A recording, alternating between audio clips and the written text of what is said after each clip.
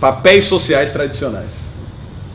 Essa é a cara dessa nova direita populista, que se coloca, isso é o curioso, ela se coloca contra uma suposta elite dirigente, contra o Estado, contra o globalismo, né, contra o neoliberalismo, para restabelecer uma certa identidade nacional, mas é uma identidade nacional que é baseada na exclusão de um certo outro. E, de modo geral, essa é a operação populista. Acho que o Martoni, em algum momento, vai falar um pouco mais disso, porque é um tema caro ao Laclau, né? O populismo, a operação populista se trata de que maneira você vai desenhar povo. Né? O que é o povo? O que fica de fora do povo? Né? Então, por exemplo, quando o Occupy Wall Street fala nós somos o 99%, né? Então, ele fala nós somos o povo, o 99%, eles estão tirando do povo o 1%, que é, digamos assim, a elite financeira, a elite econômica. Então, o povo é os de baixo e os ricos não fazem parte do povo. Né? Então, a operação aqui é o povo contra os ricos. Né? O Trump, ele constrói o povo também, narrativamente, retoricamente. Né? Mas o povo dele é desenhado de outra forma. Né? É um povo que, para se constituir como povo, né, retira os imigrantes, né, as minorias, os negros. É um povo, de alguma forma, construído numa dimensão mais racializada. E assim o populismo vai se estabelecer em vários lugares, definindo um certo povo, né, em oposição a algo que está fora do povo. Um dos dirigentes, de certa maneira, um dos caras que vai formular a estratégia do Podemos, que é o novo partido espanhol, que apareceu há uns 2 anos atrás, de repente já conseguiu 22% das cadeiras lá no parlamento espanhol, né? Vai dizer o seguinte: olha, o populismo a essa altura é mais ou menos inevitável, né? A questão é saber se você vai ter... A questão é saber como é que nós vamos construir o povo. Se de uma maneira reacionária, como o Trump propõe, essa é a forma como ele respondeu à eleição do Trump, né? Ou de uma maneira progressista emancipatória. Então o populismo é de alguma maneira o horizonte inevitável do nosso tempo, vai dizer o Íñigo Errejón, né? A questão é saber que populismo no final vai triunfar, ou seja, de que maneira nós vamos construir o povo. E há diferentes formas de construir o povo, e algumas formas são de natureza, eu diria, tóxica, reacionária, anti-humana. Então. E antipovo. Antipovo, de alguma maneira. Essência, né? Mas esse chamado à indignação popular está presente em certas plataformas de direita também. Isso que eu gostaria de acentuar, né? Então, pessoal, esse é a nossa condição. Eu acho que nós estamos num ponto de inflexão histórica, né? Nós estamos vivendo anos decisivos, seja no Brasil, seja no resto do mundo, em que nós vamos ter que nos confrontar com essas 3 crises, né? A crise ambiental, a crise econômica do capitalismo e a crise política da democracia liberal.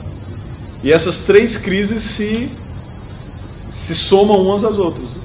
Então a crise econômica do capitalismo, com o aumento da desigualdade, com o aumento do desemprego, vai produzir uma certa reação de revolta difusa, né? Que pode ser direcionada contra as instituições da democracia liberal, por exemplo. Você tem avanços de posições autoritárias como a do Trump, mas de outros inúmeros, né, partidos que crescem na Europa, por exemplo. Mas a crise do capitalismo também está ligada à crise do meio ambiente, né, que vai gerar condições cada vez mais difíceis de sociabilidade, fortalecendo a crise dos refugiados, que por sua vez, né, alimenta o populismo. Então, como nós vamos lidar com essas 3 crises? Como nós vamos superar essa crise econômica de longo prazo, de estagnação, né, de aumento da desigualdade, né?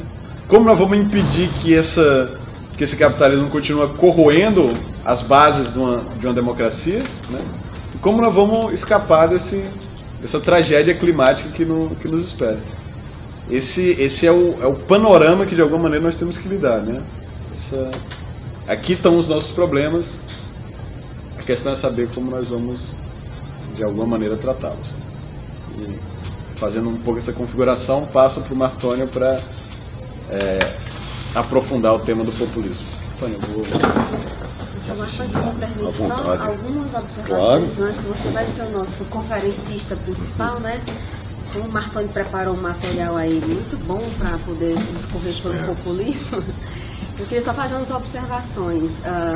Na minha área de estudo, que é Direito Administrativo, Fundamentos do Serviço Público na Contemporaneidade, que eu trabalho em nível de pós-graduação, eu tenho me debatido com uma formulação que está sendo muito presente no sentido de que o Estado Social estaria em crise. Isso me incomoda muito, sabe, Vitor e Martônio? Porque, na verdade, não é o Estado Social que está em crise. O que está em crise é o Estado neoliberal, né? Como a gente tem já tratado aqui nesse mini-curso.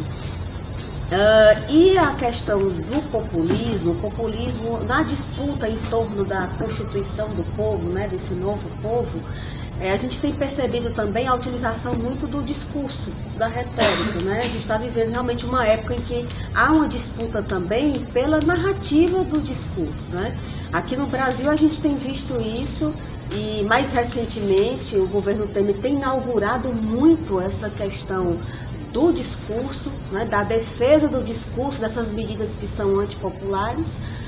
E o discurso não raras vezes falacioso, como foi o caso, como está sendo o caso da reforma da Previdência, que inclusive foi objeto, né, de uma ação judicial, que agora a liminar inclusive caiu, né, para que o governo não divulgasse, né, a propaganda em torno da reforma da Previdência. Nós tínhamos conseguido uma liminar para que o governo ficasse impedido de divulgar essa campanha, mas agora a liminar caiu, enfim, né? Mas em torno da PEC 55, que era a antiga PEC 241, que virou a emenda constitucional 95, nós também tivemos essa razão populista presente no discurso oficial. Ou seja, o discurso era, né, não sei se vocês recordam, mas o país ele está com um déficit público muito grave e que para fazer face a esse déficit público nós temos que cortar gastos sociais.